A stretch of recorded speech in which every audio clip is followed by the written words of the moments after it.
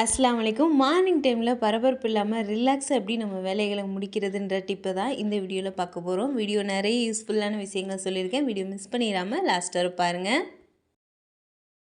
நைட்டே காய்கறி கட் பண்ணி வச்சிட்டோம் அப்படின்னா காலையில் ரிலாக்ஸாக இருக்கும் அப்படின்னு சொல்லிட்டு எல்லாரும் சொல்லி கேள்விப்பட்டிருப்போம். அதை விட ஒரு சூப்பரான விஷயம் என்னன்னு பார்த்தீங்கன்னா, காலையில் எப்போயும் நீங்கள் எந்திரிக்கிறத விட ஒரு 15 நிமிஷம் முன்னாடி எந்திரிச்சு பாருங்கள். நிறைய டைம் இருக்கிற மாதிரி இருக்கும். ரொம்ப எந்திரிச்சோன்னே பரபரப்பாக வேலை செய்ய பிடிக்காது. கொஞ்சம் ரிலாக்ஸாக பார்க்க தான் பிடிக்கும் அப்படின்றவங்களுக்கு இது ரொம்பவே பிடிக்கும்.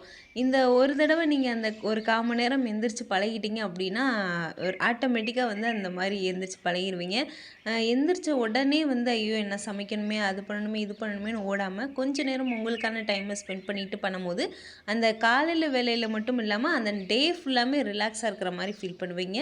காலையில எந்திரிச்ச உடனேயுமே வேலையை பார்க்க ஸ்டார்ட் பண்ணாம, உங்களுக்குன்னு ஒரு செல்ஃப் கேர் மாரி எடுத்துக்கிட்டு, ஒரு சுடு தண்ணி குடிக்கிறது, இந்த மாரி ஏதாவது ஒரு ஸ்கின் கேர் பண்ணுறது, அதுக்கப்புறம் ஏதாவது ஒரு ப்ரேயரில் ஈடுபடுறது, இந்த மாதிரி ஏதாவது ஒரு விஷயங்கள் ஒரு கார்டனிங் பண்ணுறது, இந்த மாதிரி ஏதாவது ஒரு விஷயங்களை பண்ணிவிட்டு அதுக்கப்புறம் நீங்கள் வேலையை பார்க்க ஸ்டார்ட் பண்ணுங்கள். அன்றைக்கி நாள் ஃபுல்லாமே ரிலாக்ஸாக இருக்கிற மாதிரி இருக்கும். காலையில் எந்திரிச்சோடனே டீ குடிக்கிறது தான் எனக்கு ரொம்பவே பிடிக்கும். ஆனால் பிடிக்காதது இந்த தண்ணி குடிக்கிறது, அதுவும் சுடு தண்ணி சுத்தமாக பிடிக்காது. இருந்தாலும் உடம்பு நல்லதுக்காக இந்த மாதிரி சுடு தண்ணி ஒரு அரை செம்பாவது குடிச்சிட்டு, அதுக்கப்புறம் பசங்களாம் ஸ்கூலுக்கு அனுப்பிட்டு டீ குடிச்சிக்கலான்னு இது ரொம்ப கஷ்டப்பட்டு செஞ்சுக்கிட்டு இருக்கேன். சின்ன விஷயந்தான், ஆனால் இது கொஞ்சம் எனக்கு கஷ்டம். இருந்தாலும் நம்ம உடம்புக்காக பண்ணணுமே சொல்லிட்டு இதை ரெகுலராக பண்ணிக்கிட்டு இருக்கேன். செகண்ட் டிப் என்னன்னு பார்த்தீங்கன்னா, அதிகமாக நம்மளுக்கு டென்ஷன் இருக்கிறது, அதிகமாக வேலை இருக்கிறதுன்னு பார்த்தீங்கன்னா, அதிகமாக சாப்பாடை நம்ம இழுத்துக்கிறது, நிறைய டிஷ்ஷஸ் செய்கிறது, நிறைய வேலைகள் இருக்கிற மாதிரி கஷ்டமாக நம்ம ஆக்கிக்கிறது வேலைகளை. அந்த மாதிரி இருக்கும்போது தான் பார்த்தீங்கன்னா, ரொம்பவே கஷ்டமாக இருக்கும் அந்த வேலைகள் எல்லாம் முடிக்கிறதுக்கு. அதனால் ரொம்ப சிம்பிளாக வச்சுக்கோங்க. இப்போ நான் காலையில் பிரேக்ஃபாஸ்ட்லாம் பார்த்தீங்கன்னா, ஃபஸ்ட்லாம் இட்லி, தோசை, பொங்கல் இந்த மாதிரி பூரி இந்த மாதிரி பண்ணிகிட்டு இருந்தேன். அந்த மாதிரி பண்ணிவிட்டு அடுத்து மத்தியானம் லஞ்சையும் பண்ணும்போது ரொம்ப டயர்டாயிரும், பாத்திரமும் நிறைய சேர்ந்துரும். இப்போலாம் கூழ், கஞ்சி இந்த மாதிரி செய்கிறனால ரொம்ப ஈஸியாக இருக்குது. அதுவும் இந்த மாதிரி கம்பங்கூழ் செய்கிறதும் ரொம்பவே நல்லது. அது பக்கத்தில் பார்த்திங்கன்னா, இந்த அவலில் கஞ்சி, ஓட்ஸில் கஞ்சி இந்த மாதிரி நம்ம செஞ்சுக்கலாம். அவல் கஞ்சி, ஓட்ஸ் கஞ்சிலாம் பார்த்திங்கன்னா, அவலையோ ஓட்ஸையோ நீங்கள் ஃபஸ்ட்டே பொடி பண்ணி வச்சுட்டு, அடுத்த நாள் அதில் ஏலக்காய், நாட்டு சர்க்கரை போட்டு பாலில் கொதிக்க வச்சாலே அது கஞ்சி ரெடி ஆயிரும். ரொம்ப சூப்பராக நம்மளுக்கு பெனிஃபிட்டாக இருக்கும். இதில் ஃப்ரூட்ஸ் கூட நம்ம தேவைப்பட்டால் சேர்த்துக்கலாம். நான் கம்பங்கூழ் பெரும்பாலும் எடுத்துக்கிருவேன். அதுக்கப்புறம் ராகி கூழ், அதுக்கப்புறம் கஞ்சி கூட நம்ம காலையில் பிரேக்ஃபாஸ்ட்டாக நம்ம எடுத்துக்கலாம். நம்ம வீட்டுக்கு எது பிடிக்குமோ அதை ரொம்ப சிம்பிளாகவும் ஹெல்த்தியாகவும் ஆக்கிக்கிட்டோம் அப்படின்னா மேக்ஸிமம் ஃப்ரீயாக இருக்கும். காலையில் பிரேக்ஃபாஸ்ட்டும் லஞ்சும் ஒரே டைமில் செய்யும்போது நம்மளுக்கு எப்பயுமே பாத்திரம் அதிகமாக சேரும். இந்த மாதிரி சிம்பிளாக வச்சுக்கிட்டோம் அப்படின்னா ரொம்ப ஈஸியாக இருக்கும். அதே மாதிரி தான் லஞ்சுமே பார்த்தீங்கன்னா கொஞ்சம் சிம்பிளாக வச்சுக்கோங்க. முடிஞ்ச அளவுக்கு குறைவான அமௌண்ட்டில், நம்ம வீட்டில் 2 பொரியல் தான் கேட்குறாங்க, 4 பொரியல் தான் கேட்குறாங்கன்னா, இல்லை எங்களால் முடியாதுன்னு சொல்லிட்டு அவங்களுக்கு புரிய வச்சு நம்ம அதுலேயே ஹெல்த்தியாகவும் ரொம்ப சிம்பிளாகவும் ஆக்கிக்கோங்க. ரொம்ப ரிலாக்ஸாக நீங்கள் ஃபீல் பண்ணுவீங்க. நிறைய வேலைகள் குறையும். இந்த மாதிரி கூழ் செய்கிறதுல இன்னொரு பெனிஃபிட் என்னென்னா, பசங்களை காலையில் சாப்பிட வைக்கிறதுக்கு கொஞ்சம் கஷ்டமான விஷயம் இல்லையா, இட்லி தோசைனா. இந்த கூழ்னா ஒரு டம்ளர் குடித்தாலும் நம்மளுக்கு திருப்தியாக இருக்கும். ஹெல்த்தியாக கொடுத்தோன்னு ஈஸியாக இருக்கும் அவங்களுக்குமே சாப்பிட. அதனால தான் சொல்கிறேன். அதுக்கப்புறம் எவ்வளோ டைமாக இருந்தாலும் நைட்டு க்ளீனிங்கை முடிச்சுட்டு தூங்கி பாருங்கள். அட்லீஸ்ட் கிச்சனை எப்போயாவது நம்மளுக்கு முடியலை, ஒன்றுமே பாத்திரமே கழுவ முடியலை அப்படின்னாலுமே அந்த சிங்கில் எல்லா பாத்திரத்தையும் எடுத்து போட்டு அந்த மேடையாவது கிளியராக வச்சுட்டு தூங்கி பாருங்கள். காலையில் எந்திரிக்கும் போது ஃபஸ்ட் எடுத்தோட நம்ம கிச்சனுக்கு தான் வருவோம். மைண்ட் ஃபுல்லாமே ரிலாக்ஸாக இருக்க மாதிரி இருக்கும். இது எல்லாருமே சொல்கிறது தான். கண்டிப்பாக இதை ட்ரை பண்ணும்போது பார்த்திங்கன்னா, இன்னொரு பெனிஃபிட் என்னென்னு பார்த்தீங்கன்னா, நம்ம மத்தியானம் நைட்டு என்ன வச்சுருக்கோம், ஃப்ரிட்ஜில் வைக்கணுமா அல்லது அதை சூடு பண்ணுமா, அதை செக் பண்ணுறதுக்கான வசதியும் இருக்கும். அதுக்கப்புறம் ஏதாவது சாதம் வைக்கிறோம் அப்படின்னா அரிசியை ஊற வைக்கிறது, பருப்பை ஊற வைக்கிறது, இந்த மாதிரி ப்ரிப்ரேஷனும் பண்ணிக்கலாம். அதுக்கப்புறம் சாப்பிட்டோன்னே தூங்காமல் கொஞ்சம் நேரம் ஏதாவது ஒர்க் அவுட் மாதிரி பண்ணிட்டு தூங்கும்போது நம்மளுக்கு நல்லா தூக்கம் வரும். நல்லா வேர்த்து விறுவிறுத்து வேலை செய்யும்போது இது ஒரு பெனிஃபிட் தானே.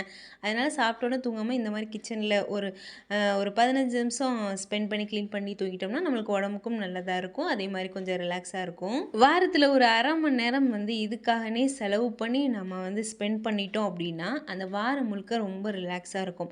பாதி வேலையை யாரோ முடிச்சு வச்சுட்டு நம்ம பாதி வேலையை பண்ணுற மாதிரி இருக்கும். இதை பண்ணி பார்த்தவங்களுக்கு தான் இதோட அருமை தெரியும்.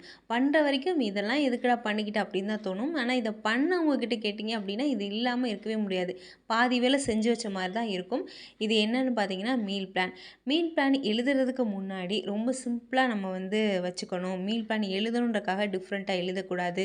அதே மாரி மீல் பிளான் எழுதும்போது பார்த்தீங்கன்னா, சில நேரங்கள்ல நம்மளுக்கு ஒரு நேரம் என்ன சமைக்கிறதுன்னு யோசிக்கிறதே கஷ்டமா இருக்கும். இது ஒரு வாரம் சமைக்க என்ன சமைக்கிறதுன்னு யோசிக்கிறது கொஞ்சம் கஷ்டம் தானே. அதனால குழம்பு தனியா, பொரியல் தனியா, கூட்டு தனியா, ஞாபகம் வரும்போது தனித்தனியா இப்ப நான் இதில காமிச்சிருந்தேன் இல்லையா டைரியில, அதே மாரி எழுதி வச்சுக்கங்க. அத வந்து பார்த்து பார்த்து நம்ம வந்து எழுதிக்கலாம்.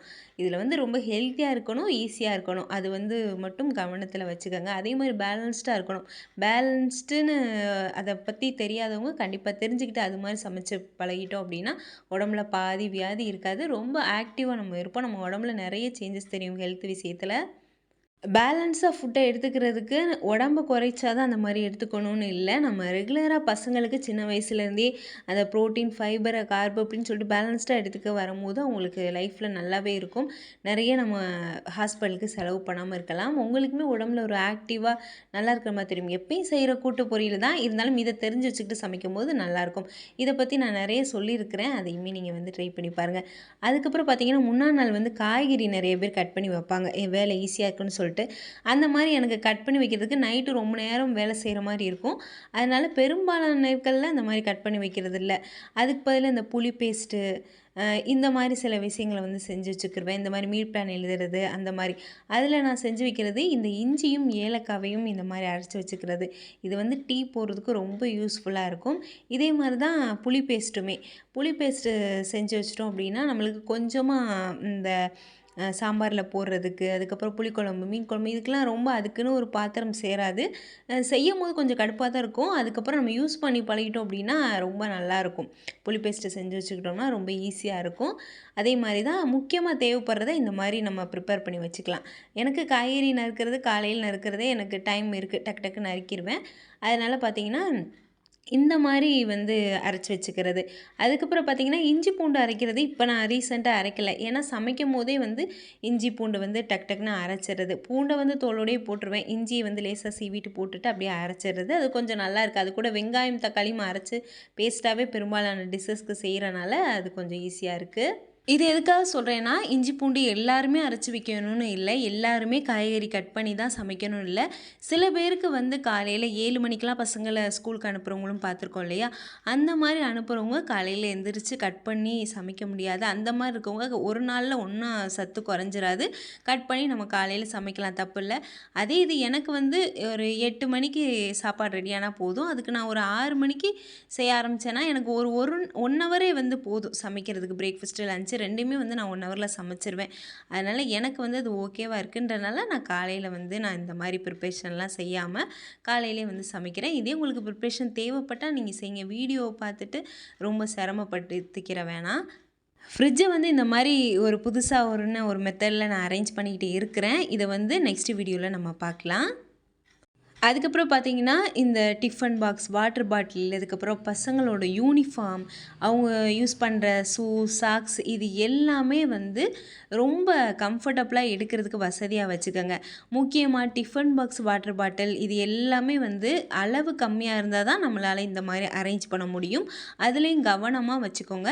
அளவு அதிகமா வச்சுட்டு அரேஞ்ச் பண்ணி நம்ம ஆர்கனைசர் வாங்கி வைக்கிறது வேஸ்ட்டு. அதனால அளவா வச்சுக்கிட்டீங்க அப்படின்னா, தேடுற வேலை ரொம்ப இருக்காது. காலையில இது ஒரு பெரிய டென்ஷனை குறைக்கும், ரிலாக்ஸாக இருக்கும்.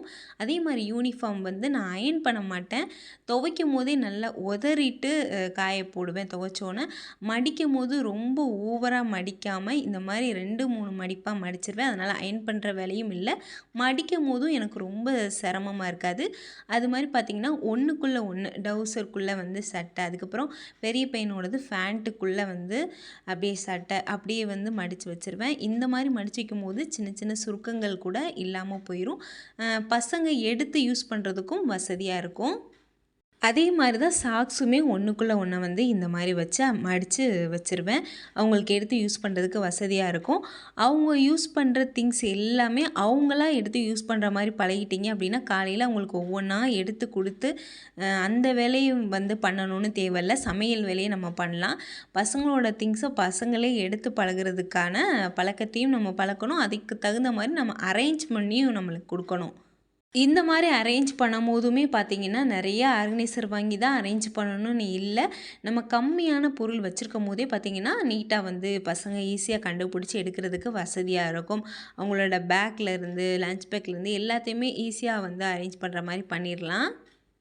அதே மாரி காலையில வேலைகள்ல ஒரு சின்ன சின்ன வேலைகள் ஒண்ணு வந்து வாட்டர் பாட்டில்ல தண்ணி பிடிக்கிறதா இருக்கட்டும், அதுக்கப்புறம் பெட்ஷீட் தலவாணி எடுத்து வைக்கிறதா இருக்கட்டும், அதுக்கப்புறம் ப்ரெஷ் பண்ணுறதுலேருந்து ஒரு சின்ன சின்ன வேலைகள் வந்து அவங்க பண்ணும்போது பார்த்தீங்கன்னா, அவங்களுக்கு பழகி குடுங்க. பழகுறது இது வந்து பார்த்தீங்கன்னா, பழகிட்டாங்க அப்படின்னா அவங்களுக்கும் நல்லது, நம்மளுக்கு நல்லது. அதனால ரொம்பவே வந்து பெனிஃபிட்டா இருக்கும். காலையில அவங்கவங்க வேலைய அவங்கவங்களே செஞ்சு பழகுறது. ஸ்கூலுக்கு போட்டு போகிற பெல்ட்டு, அதுக்கப்புறம் பார்த்தீங்கன்னா, அவங்க போடுற ஷூ இது எல்லாமே அவங்களே வந்து அந்த இடத்துல போட்டுட்டு திருப்பி ரிட்டர்ன் வரும்போதும் அதே இடத்துல வைக்கிறத பழகிட்டோம் அப்படின்னா, அவங்களுக்கு ஒரு நல்ல பழக்கமா இருக்கும். பெரிய பெரிய பழக்கங்கள விட இந்த பழக்கங்கள் அவங்களுக்கு நல்ல ஒரு டிசிப்ளின கத்துக் கொடுக்கும். காலையில டென்ஷனையும் குறைக்கும். அவ்வளோதான் இந்த டிப்ஸ் எல்லாமே உங்களுக்கு யூஸ்ஃபுல்லாகவும், இன்ட்ரெஸ்டிங்காகவும் இருந்திருக்கும். இதே மாரி நிறைய யூஸ்ஃபுல் வீடியோஸ் நம்ம சேனல்ல வரப்போகுது. எல்லாத்தையும் மிஸ் பண்ணாம பார்த்துட்டே இருக்கணும்னா, யாசின் அனூஃப் சேனலை சப்ஸ்கிரைப் பண்ணுங்க. நான் போடுற ஒவ்வொரு வீடியோவும் உங்கள் மொபைலுக்கே தேடி வந்துடும்.